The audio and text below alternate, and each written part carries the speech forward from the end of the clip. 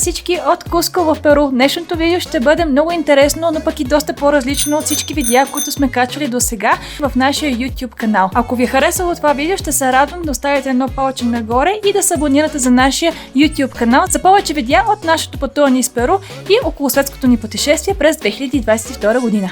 Както всички знаете, ние пътуваме самоорганизирано не само из Перу, но и навсякъде по света, но в Перу решихме да вземем кола под наем за 35 дни, в които ще останем тук в страната. Последното място, което посетихме, бе Наска. Наска се намира на 660 км от Куско, като пътят е около 13 часа с кола и около 15 часа с автобус.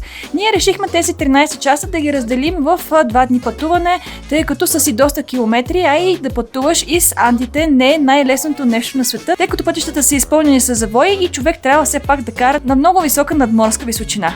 Градчето Наска се намира само на около 600 метра надморска височина, което означаваше за нас, че ние за пръв път ще се сблъскаме с толкова високи надморски височини, които се оказаха по пътя на към Куско. След само 2-3 часа път с колата се озовахме в планинския регион на Перу, където надморските височини са над 4600 метра. През първия ден от пътуването от Наско до Куско, може би станахме свидетели на най-красивите природни гледки, които видяхме тук в Перу. За 330 км преминахме през пустинни пейзажи, които бавно започнаха да се превръщат в най-красивите планински пейзажи, които ние няколко сме виждали до сега. През първия ден преминахме из региони, които бяха над 4700 метра надморска височина и там видяхме стада от алпака, които изключително много ни впечатлиха и всичко това ще ви го покажем точно в този момент, преди да се придвижим към втората част от нашето пътуване, която е изпълнена с лека драма, доста голямо напрежение и доста голям екшен, но за това ще изчакаме няколко минути. Насладете се на гледките от Андите.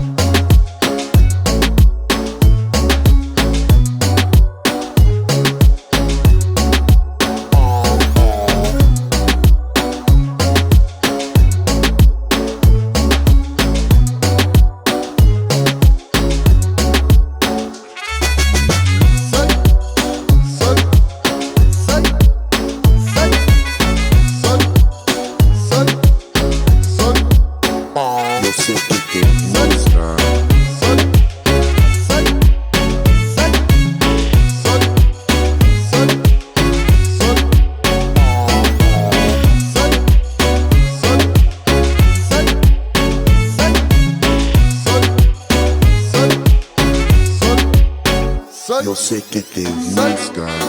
Sol, sol, sol, sol, sol, sol, sol.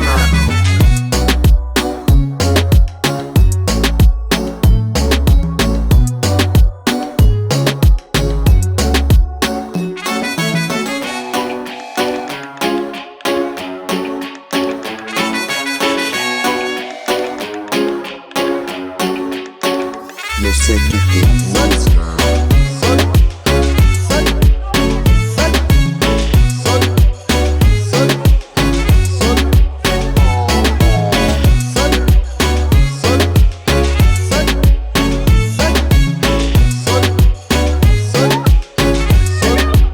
Yo sé que te gusta.